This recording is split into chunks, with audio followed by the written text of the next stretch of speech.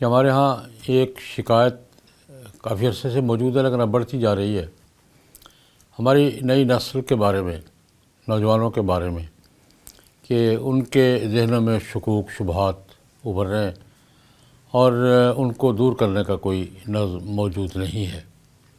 یہ بات درست ہے۔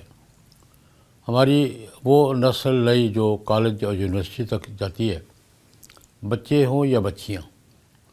میرا بھی مشاہدہ یہی ہے کہ وہ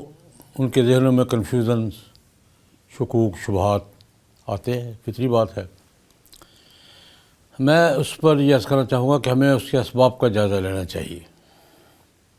میرے نزدیک اس کی سب سے بڑی وجہ ان کی بے علمی اور بے خبری ہے۔ ہمارے ہاں اپنی اولاد کو، نئی نسل کو، اپنے مستقبل کو دین کی بنیادی معلومات سے باخبر کرنے اور دین کا بنیادی علم فراہم کرنے کا کوئی نظم موجود نہیں ہے۔ وہ بچے جو مسجد یا دینی مدرسے سے وابستہ ہوتے ہیں، وہ تو کچھ معلومات مل جاتی ہیں، ان کو بیس بھی مل جاتی ہے، ذہن بھی مل جاتا ہے، لیکن جن کا تعلق کسی مدرسے یا مسجد سے براہ راست نہیں ہے یا کسی دینی شخصیت کے ساتھ عقیدت کا تعلق نہیں ہے، وہ عام طور پہ دینی معلومات سے بے خبر رہتے ہیں اور دین کی بنیادی باتوں سے بے علم رہتے ہیں۔ اس میں ان کا کوئی قصور نہیں ہے، ہمارا کوئی سسٹم ہی نہیں ہے، اور جو ہمارے تعلیم کے اور ذرائع کے ادارے ہیں ان کا ایجنڈا ہی اور ہے۔ ہمارے ابلاغ کے ذرائع جو ہیں، میڈیا کے اور ایجوکیشن کے جو ذرائع ہیں، ان کے ایجنڈے میں یہ بات شامل نہیں ہے کہ ہم نے اپنے مستقبل کی اس پود کو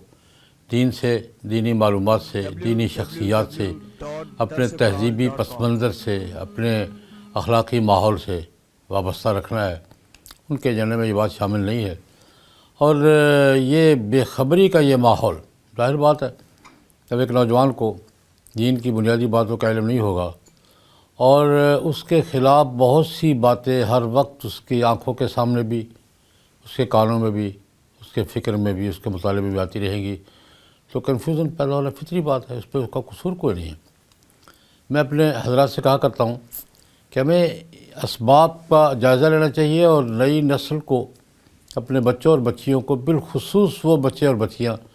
جو کالج کے دور تک چلے جاتے ہیں اور یونیورسٹی میں آ گئے، ان کا حق ہے جانا، ان کا دین کی بنیادی معلومات فراہم کرنے کا کوئی سسٹم ضرور بنائیں۔ سب سے پہلے تو ماں باپ کی ذمہ داری ہے۔ ماں باپ نہیں کرتے تو ماحول میں جو یہ ادارے ہیں، تعلیمی ادارے، ان کا کام ہے کم از کم قرآن پاک پڑھنا آتا ہو، قرآن پاک کے ساتھ فہم کا تعلق ہو، جناب نبی کریم صلی اللہ علیہ وسلم کے ساتھ عقیدت اور محبت کا تعلق تو ہے ہی، فہم اور شعور کا تعلق نہیں ہے۔ حضور کی سیرت کیا ہے، ارشادات کیا ہے، حضور کے اخلاقیات کیا تھے، دین کی بنیادی باتوں کا، نماز، روزہ، فرائض، واجبات، حلال حرام اور حقوق، معاملات آپس کے، یہ دینی حوالے سے ہمیں معلوم نہیں ہوتے، معاشرے میں ہوتے ہیں۔ تو یہ پہلی بات تو میں یہ عرض کرتا ہوں کہ ہمیں اس کی فکر کرنی چاہیے، ہم میں سے ہر ایک کی ذمہ داری ہے اس کا فکر کرے۔ قرآن پاک نے ارشاد فرمایا ہے یا ایھا الذین آمنوا قوا انفسکم واہلیکم نارا، ارشاد ربانی ہے کہ اے ایمان والو، خود تو دوزخ سے بچنے کی کوشش کرتے ہو، لیکن یہ کافی نہیں ہے، اپنے گھر کے ماحول کو، اپنے بچوں کو، بیوی کو، اپنے ماحول کے لوگوں کو بچانے کی کوشش بھی کرو۔ یہ ذمہ داری ہے ہماری۔ ایک بات تو یہ کہ ہمیں اس کی فکر کرنی چاہیے اور اپنے بچوں بچیوں کو اور نوجوانوں کو دین کی بنیادی معلومات سے باخبر رکھنے کی کوشش کرنی چاہیے۔